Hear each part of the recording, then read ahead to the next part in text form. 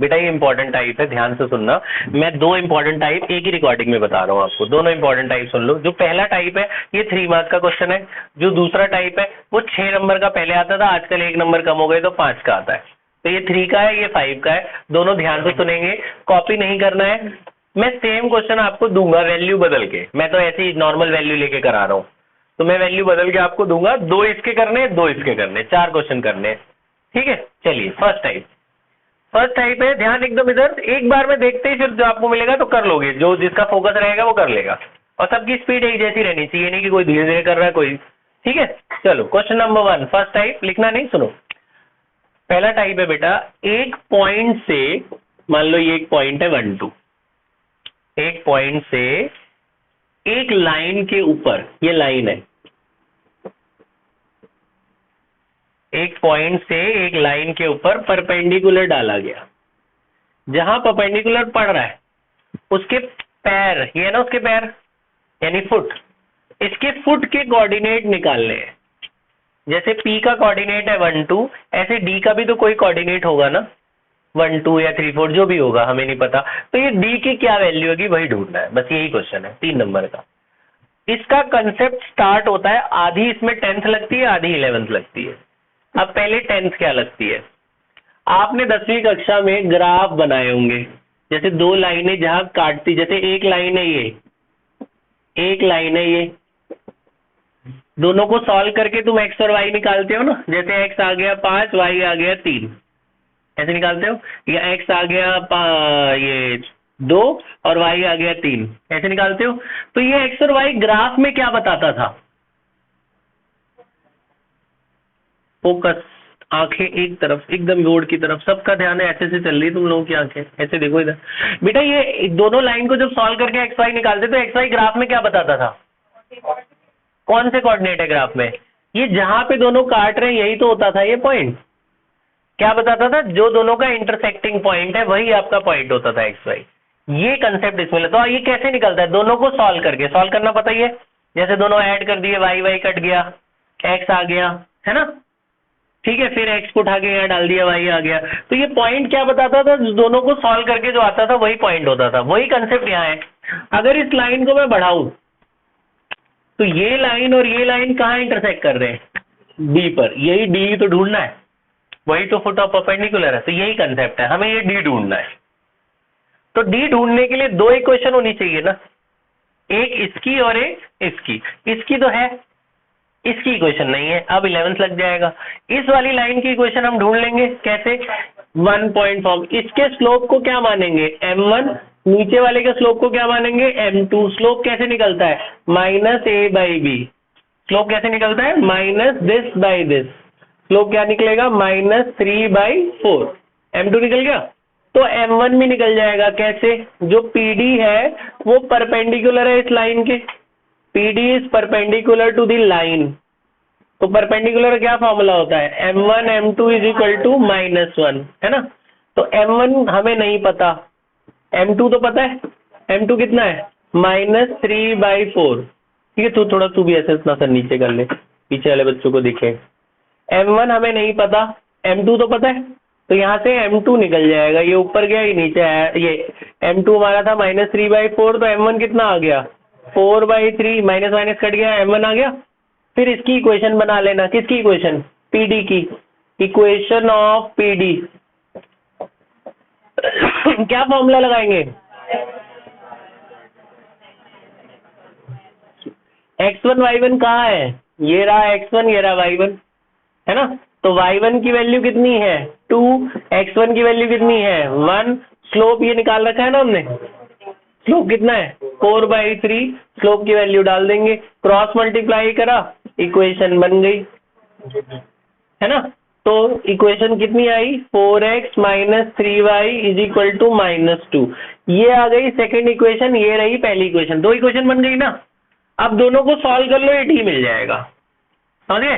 दोनों को सॉल्व कैसे करते हैं, ये रही पहली इक्वेशन, ये रही दूसरी इक्वेशन, 10वीं कक्षा सबने पढ़ी है, पास करी है, कैसे सॉल्व करते हैं दोनों इक्वेशन, तो एलिमिनेशन से करो, सबसे आसान।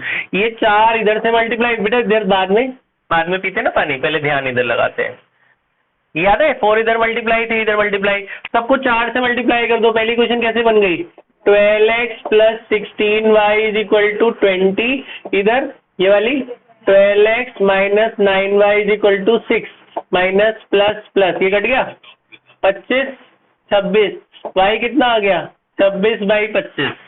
अब y को उठा के दोनों में से किसी में भी डाल दो, x आ जाएगा ना। मान लो मैंने इक्वेशन 1 में डाला, सॉल्व मैं डायरेक्ट लिख रहा हूँ, वैसे कुछ भी जब मान लो 12/25 आया नहीं, मैंने ऐसे लिखा है, अभी मैं जो आपको दूंगा उसमें निकालना। तो ये जो x और y आया ना बेटा, यही d आ गया, ये वही आया ना जहाँ पे दोनों काट रहे हैं। तो आप ऐसे लिखना, फुट आंसर जरूर लिखना होता है, आंसर रिप्रेजेंटेशन के भी मार्क्स काटते कई teacher. Foot of perpendicular d हो गया x, y, तो 12/25, 26/25, बस ये खत्म, 3 नंबर मिल गए आपको। क्या करा समझ में आया तुम्हें, क्या करा, इसका स्लोप ढूंढना पहले। कैसे ढूंढा, इसके स्लोप को m1 माना, इसके स्लोप को क्या माना m2। लाइन का स्लोप कैसे निकलता है ये याद कर लो जिसको याद नहीं है, -a/b 3/4, m1 m2 मिल गया। अब परपेंडिकुलर का क्या फॉर्मूला होता है, m1 m2 is equal to -1, ये m2 इसमें डाल देंगे, क्रॉस मल्टीप्लाई करके m1 मिल गया, इसका स्लोप आ गया। तो 1 पॉइंट फॉर्म से इसकी इक्वेशन बन गई, ये x1 y1 है और ये स्लोप है, क्रॉस मल्टीप्लाई करके इसकी इक्वेशन हो गई। अब इसकी इक्वेशन और इसकी इक्वेशन को सॉल्व कर लेना, सॉल्व मतलब 10th वाला तरीका, x और y निकाल लेना, जो x और y आएगा यही आपका फुट ऑफ परपेंडिकुलर है। सिंपल है। अब आ जाते हैं 5 नंबर वाले टाइप पे। सेकंड टाइप ध्यान से सुनना। सेकंड टाइप है to find image of a point in a line. ये है जी 5 नंबर का, जो जिनके स्कूल में ये चैप्टर अभी हो चुका है ना पेपर, उनके में आया था, है ना वाला बोल ही नहीं रहा, हाँ वो बोल रहा, देखो उसके पेपर में ही आया था, प्रणवीर के पेपर में। अच्छा चले बड़े, सुनो ध्यान से। अब ये है 5 का, ध्यान से सुनेंगे। ये दोनों आपस में भाई है, ये छोटा भाई है, ये बड़ा भाई है, इसलिए एक ही टाइप में दोनों करा। देखो बड़ा क्यों है ये, सुनो। अब इसमें भी यही सेम चीज दी होगी जो यहाँ दिया था। यहाँ क्या क्या दिया था, एक पॉइंट देंगे और एक लाइन देंगे, सेम यहाँ भी देंगे। एक आपको ऐसे बोलेंगे ये पॉइंट है जी, और ये रही एक लाइन। मैं लाइन थोड़ी चेंज कर दे रहा हूं,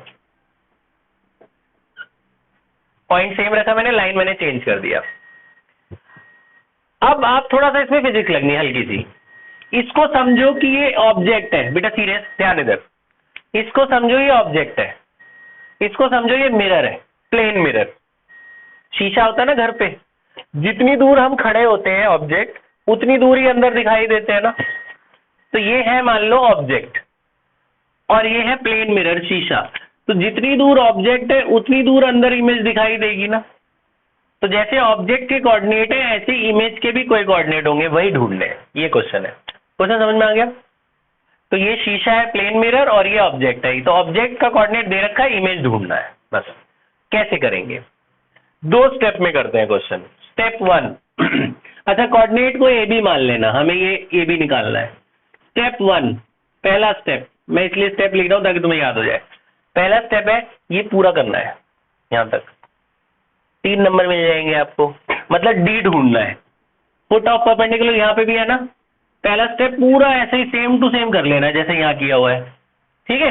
डी तक तो पहुंच ही जाओगे, ठीक है। तो मैं दोबारा पूरा नहीं कर रहा हूं, तुम कहां तक पहुंच जाओगे, डी तक। तो मान लो तुमने, क्योंकि मैंने इसमें इक्वेशन चेंज करी है, मान लो मैंने पूरा स्टेप ये वाला पूरा सेम टू सेम करा, और मेरा डी जो निकला है वो 5-6 निकला है। निकला नहीं है, मैंने ऐसे लिखा है, मेरा तो फ्रैक्शन में निकला है।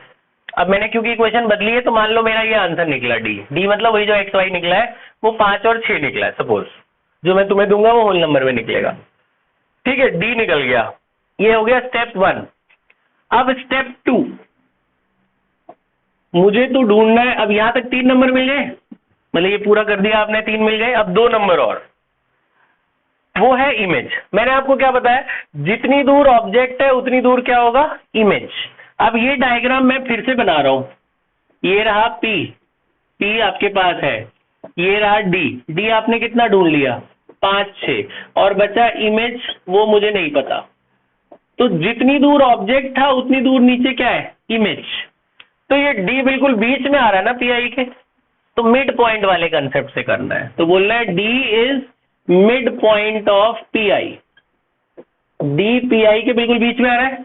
तो मिड पॉइंट में आपको याद है इसे क्या बोलते हैं, x1 y1, इसे क्या बोलते हैं x2 y2, बीच वाले क्या बोलते हैं xy। x का क्या फॉर्मूला होता है, x1 प्लस x2 बाई 2, ये होता है x का फॉर्मूला। इसमें वैल्यू डालो, x की क्या वैल्यू है 5, x1 कितना है 1, x2 क्या है a, 5 to the 10, 1 plus a कितना आ गया 9। a समझ में आया। अब y का फॉर्मूला लगा दो, x का फॉर्मूला ये होता है, y का क्या फॉर्मूला है y1 plus y2 by 2, y की क्या वैल्यू है 6, y1 कितना है 2, y2 कितना है b, डिवाइड बाई 2, 6 टू जा 12, 2 प्लस b कितना आया 12 माइनस 2 10। तो ये a और b आ गए ना, तो ये आपका इमेज निकल गया। तो इमेज का आंसर कितना आ गया 9, 10, a, b इमेज आ गया। आया समझ। तो इसलिए मैंने कहा था ये छोटा भाई बड़ा, क्योंकि आधा तो सेम इसका ही है, 3 नंबर तो ये, बस ये 2 नंबर के लिए आपको इतना और करना पड़ेगा। तो अगर आपको इमेज निकालनी है तो आपको फुट ऑफ परपेंडिकुलर जरूर निकाल देना, इस तक के नंबर देते हैं। कई बार होता है यहाँ थोड़ा गलती हो जाती है, तो यहाँ तक के तो मैंने 3 नंबर तो मिल जाएंगे, समझाया। तो फुट ऑफ परपेंडिकुलर निकालना है, फिर इमेज कैसे निकालना है मिड पॉइंट से, ठीक है। तो 2 क्वेश्चन पहले मैं इसके दे रहा हूं, फिर 2 इसके। पॉज कर दे बेटा, चलो लिखो 2 क्वेश्चन।